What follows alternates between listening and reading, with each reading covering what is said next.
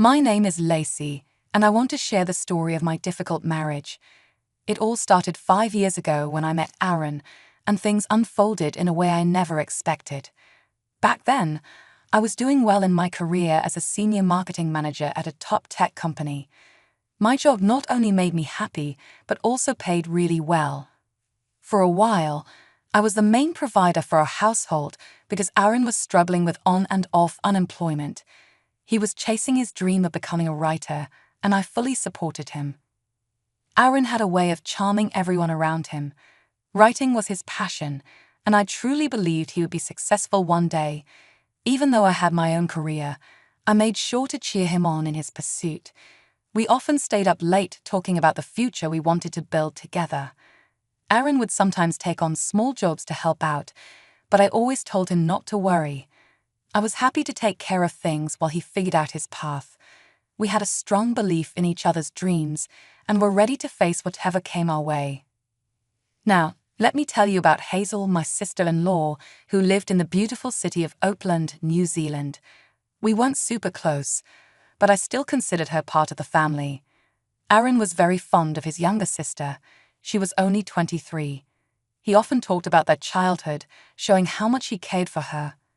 Even though Hazel and I didn't have a deep bond, I valued the times we spent together at family events. She was full of energy and life. Hazel had made a bold decision to study abroad, and everyone supported her. One day, after a long and tiring day at work, I came home with sore feet, just wanting to relax. But Aaron had something else on his mind. "Lacey, there's something I need to talk to you about." "Sure, Aaron. What's going on?" "It's about Hazel. Her health has taken a serious turn, and the medical bills in Auckland are incredibly high. She reached out to me for help. Can we send her some money?" "Of course, Aaron. What happened to her?" "She's been having some stomach problems, and the doctors are doing tests to figure out what's wrong." "Oh no, poor Hazel. I'll definitely help her." "Thank you, babe.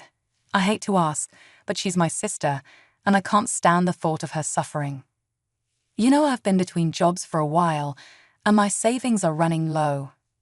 Hazel just graduated and has been looking for a job, but it's been tough for her to find one in her field.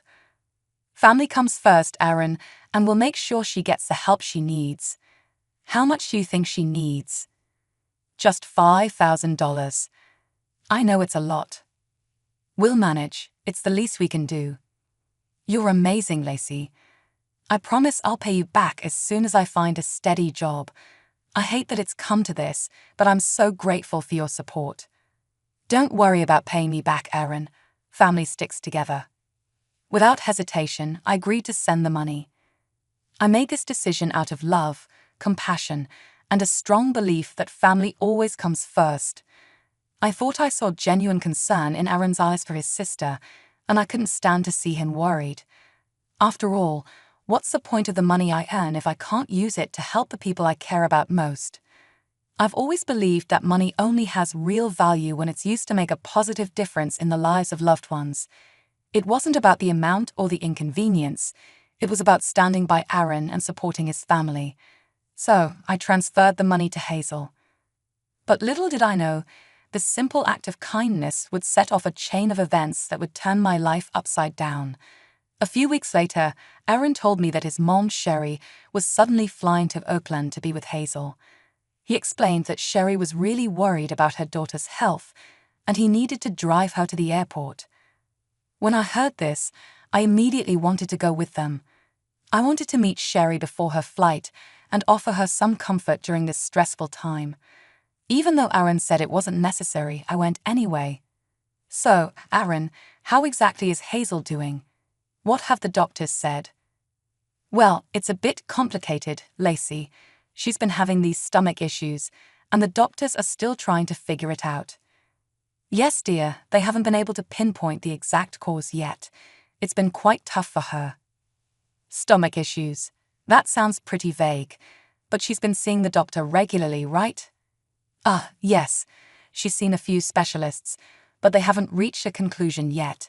It's frustrating, darling, but we're hopeful she'll get better soon. I'm going there to take better care of her." That's all a mother can do, you know. I hope so too. It's just strange that it's been going on for a while, and there's still no diagnosis. For someone her age to have these issues. Let it go, Lacey. Let's just focus on getting Mom to the airport right now. While Sherry was in Oakland, life went on as usual. I went to work, and Aaron stayed home, working on his novel. Another month passed, and Aaron asked for more money. He explained that Hazel was moving for a new job and needed help with her apartment. Sherry was still in Oakland, and from what I knew, Sherry had enough money to help Hazel herself, but I didn't voice my doubts. I couldn't bring myself to question Aaron's family, even though the situation was becoming more confusing. So I quietly sent Hazel the $3,000 she needed, hoping this time it would really help her. But then, a week later, Aaron made a shocking request that left me stunned. Lacey, I need to ask you for something big. What is it, Aaron? I need you to send my sister $50,000. $50,000, Aaron? That's half my annual salary. Why would Hazel need that much money? Hazel's health is getting worse, Lacey. It's a serious stomach condition, and the doctor says she needs surgery. She's in pain, and we can't wait any longer. I understand that, Aaron, but why won't you tell me exactly what's wrong with her? It's so frustrating not knowing. You're always so vague. Why couldn't Sherry help with the $3,000 last time? First, it was for a diagnosis, then for an apartment, and now surgery. Sherry has her own expenses, Lacey. She's been helping Hazel too, but this situation is beyond what any of us expected. I get that, but it's hard to keep giving money without knowing where it's going. It's complicated, Lacey. I wish I could explain it better, but it's a medical thing, and Hazel's privacy matters too. I'm not asking for every detail, just more than some stomach issue. This is about her life, Aaron. I can't keep sending money blindly. Are you seriously questioning Hazel's health? I can't believe you're being so heartless about this. I'm not being heartless, Aaron. I'm scared. I need to protect our future too. I can't drain our savings without knowing more. If you can't trust me on this, maybe we don't have a future together. I would want a divorce if you don't help me. Are you really threatening me with divorce over this? I just want to know where our money is going. You're unbelievable, Lacey. Fine, do what you want, but remember, you're making this choice. Don't go around telling everyone I left you when it's clearly your fault. I sank onto the couch, feeling the weight of Aaron's request crushing me. My thoughts were spinning like a blender on high speed. Why all the secrecy? First, it was money for Hazel's diagnosis, then for her apartment, and now for surgery. It just didn't add up. I sat there, wrestling with my emotions. On one hand, I loved Aaron deeply. I didn't want to see him hurt or upset, and I always put family first. But on the other hand, something didn't feel right. I needed proof, some clarity, but all I got were vague explanations.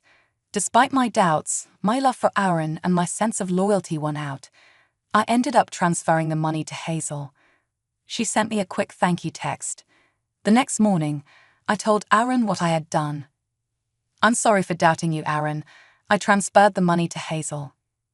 You did, Lacey. You're the best. I'm sorry about last night. The whole divorce thing just slipped out. I didn't really mean it. Even after sending Hazel the money, I couldn't shake the feeling that something was off. Aaron had threatened me with divorce the night before, but after I sent the money, he was suddenly all sweet and charming again. I couldn't ignore it. Why all the secrecy about Hazel's health? And why wasn't Sherry helping her own daughter more? I loved Aaron and his family, but these questions kept nagging at me. To clear my head, I decided to meet up with my best friend, Imani, at the Cozy Cafe, our go-to spot for heart-to-heart talks. I needed the comforting atmosphere more than ever.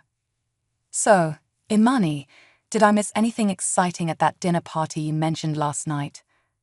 Oh, you missed out. It was a blast.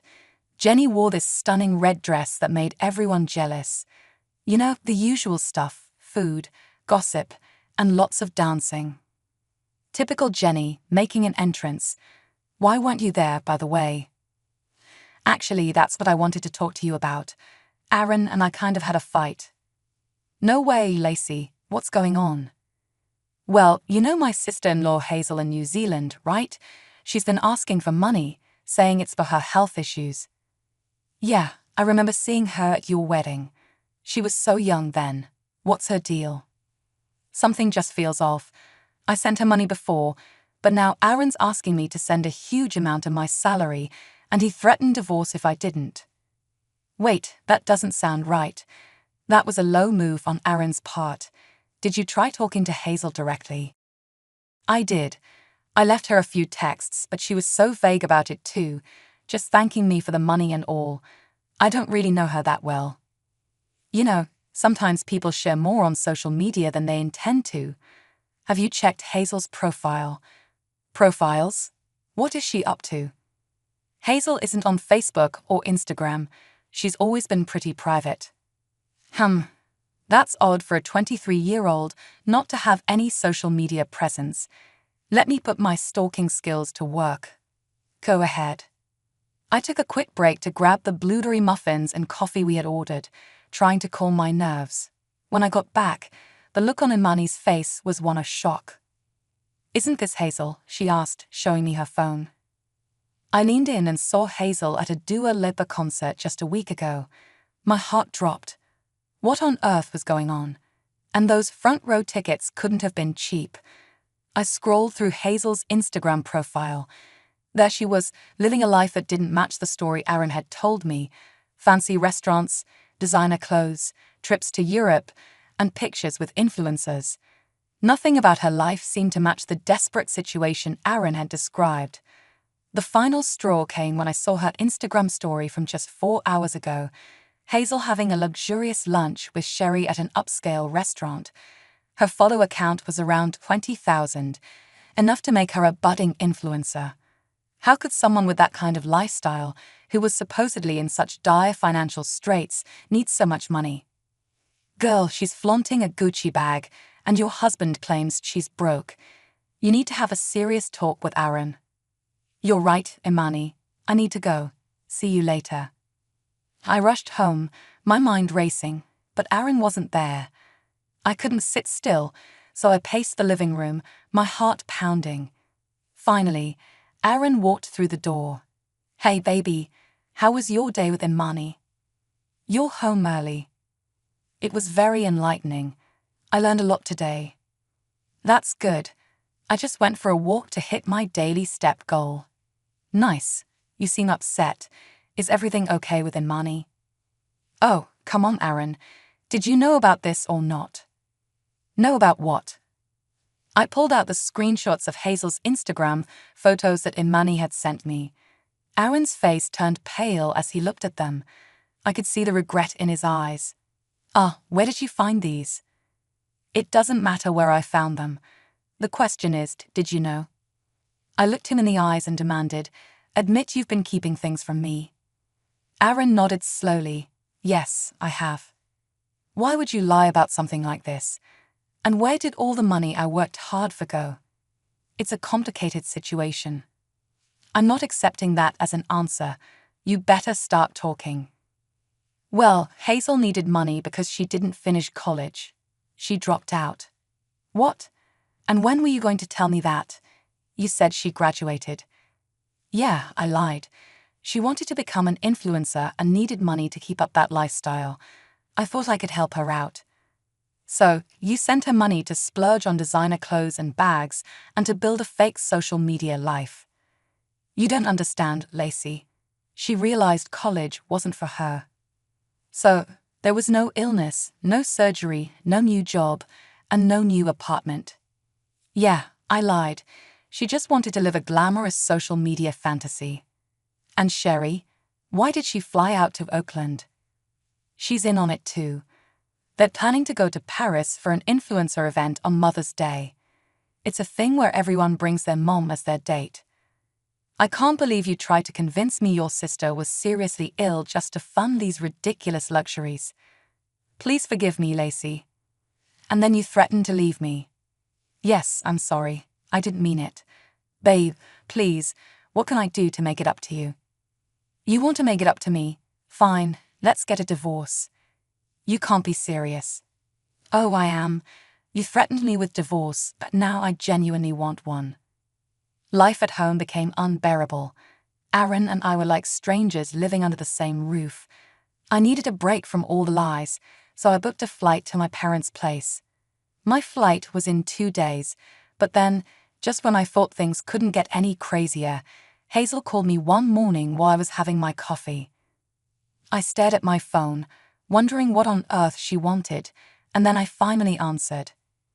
Lacey, you need to listen carefully. You have no idea what you're getting yourself into. What are you talking about? If you think about divorcing Aaron, it won't end well for you. You'll regret it.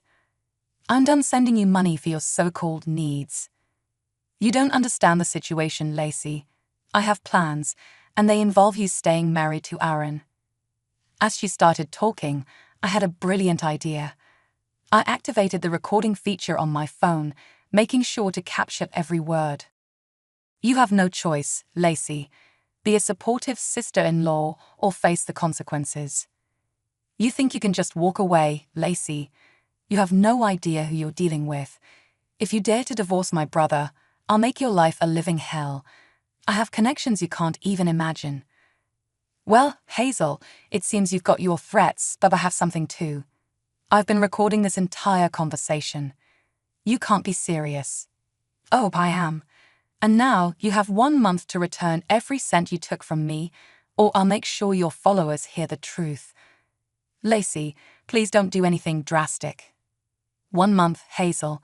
Don't test my patience. In the end, Hazel did pay me back. She wired the money to my account before the month was up. As for Aaron and me, we couldn't fix what was broken, so I filed for divorce. It wasn't easy, but sometimes you have to do what's right for you. Being single again has its perks. Work is more exciting, socializing is a blast, and I'm living life on my own terms. I bought myself a new apartment, a place I can truly call my own. When people ask me how I managed to stay strong through all the chaos, I just smile and say, when people cross the line with you, sometimes you have to cross some lines too. Don't play the victim. Take control of your life and your happiness.